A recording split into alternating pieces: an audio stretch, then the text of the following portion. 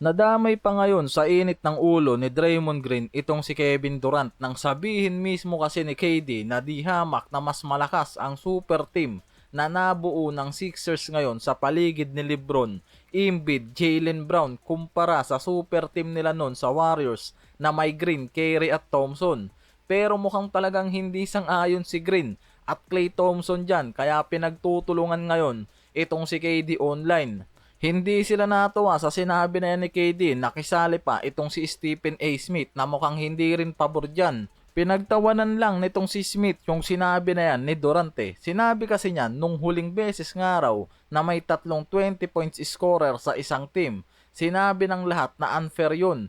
Pero ngayon may apat na halos 25 points ang scoring sa Philadelphia. Kaya sinabi nitong si KD na sobrang kakaibang araw yung super team ngayon ng Philadelphia 76ers. May chance naman talaga ngayon ang Sixers sa championship title eh. May point din sinabi ni KD dyan. Ang problema kasi nag-a-upgrade kasi talaga yung NBA. Sobrang daming team ngayon sa Eastern ang nasa title contender din. Kaya sinasabi ni Stephen A. Smith ngayon na iba yung sitwasyon noon sa ngayon. Nung sumali nga kasi si Durant sa Warriors, kakatapos lang rin ng mga yan galing sa 73-win season. Galing sila sa NBA Finals at napatunayan nila na championship team sila bago pa dumating si Durant. Kaya nung dumating si KD, halos lahat ng analyst at insider naniniwalang magiging champion sila at yan mismo naman yung nangyari. Samantalang ang Sixers kasi halos 25 years nang hindi nakakakuha ng championship title. Kaya ibang araw yung sitwasyon eh, kahit nakabuo sila ng super team, hindi pa rin naman kasi masasabing proven championship team na ang Sixers. Malaki yung naging upgrade nila mula kay Brown na Finals MVP at superstar veteran nilang si LeBron para kay Embiid at Maxey. Pero sinabi ni Smith na hindi pa nga raw talaga nila alam kung ano yung kalalabasan ng contention ng Sixers ngayon sa Eastern gamit yung super team nila.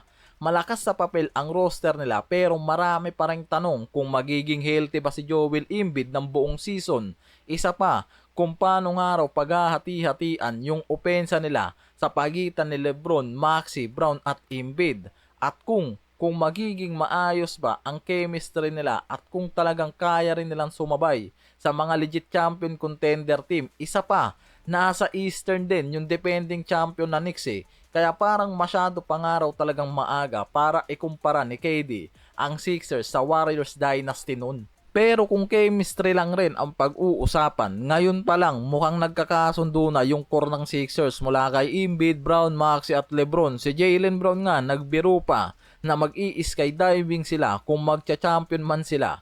Si LeBron maagang umayaw dyan sa challenge ni Brown. Sa mga report ngayon, nagkakaroon na ng communication yung mga to sa SOCMED. May banding na rin na nangyayari sa mga practice game. Maraming analyst yung nagsasabing magandang sign yan mismo dahil sobrang importante ngayon sa Sixers ang team chemistry para sa mga superstar na to eh. Sinabi pa ni Brown na sobrang excited na siya na maging teammate si LeBron at matuto pa dyan. Yan din kasi yung naasahan talaga na magiging veteran mentor ngayon si LeBron sa Sixers. At ready nga raw to na mag-adjust sa role para sa bagong chapter ng karir niya sa Sixers. Yan yung bagay na nagpapaliwanag ngayon dahil masyadong iniisip ng mga analyst kung paano nga raw talaga hahatiin sa Sixers yung team open sa pagitan ni LeBron, Maxey, Brown. Pero malinaw ngayon na si LeBron ang gusto nila mismo mag-organize ng team offense nila at mag-lead.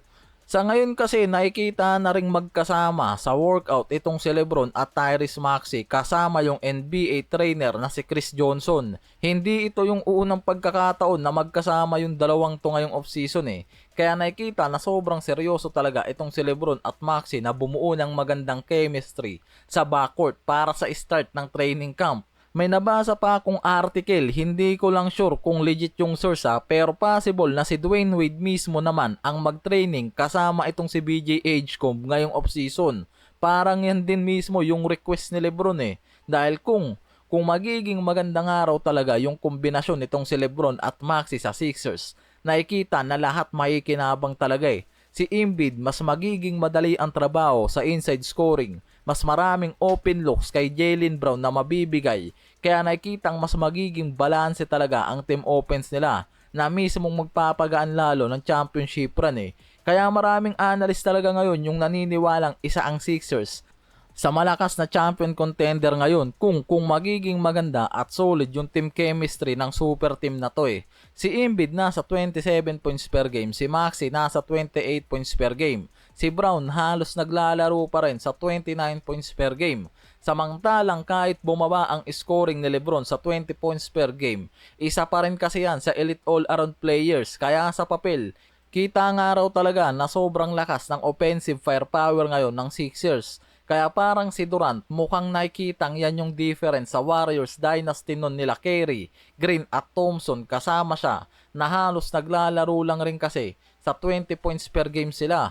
Kaya tinatawag na super team ang Sixers dahil meron silang 4 na all-star caliber na may combined scoring na 104 points per game. Sobrang taas last season na malayo naman talaga sa combined 82 points per game sa super team nun ni KD, Curry, Green at Thompson sa Warriors noong 2016 to 2017. Kaya bumase itong si Durant based sa combined average ng super team ngayon ng Sixers, pero maraming analyst hindi pabor sa sinabi ni KD. Kahit yung mga former teammate niya nun, magkaiba yung talent on favors kesa sa napatunayan nga raw nun ng Warriors dynasty na may championship pedigree. Parang inuusog lang rin yata ni KD ang Sixers ni LeBron eh, dahil masyado pa nga raw talagang maaga para sabihin yan.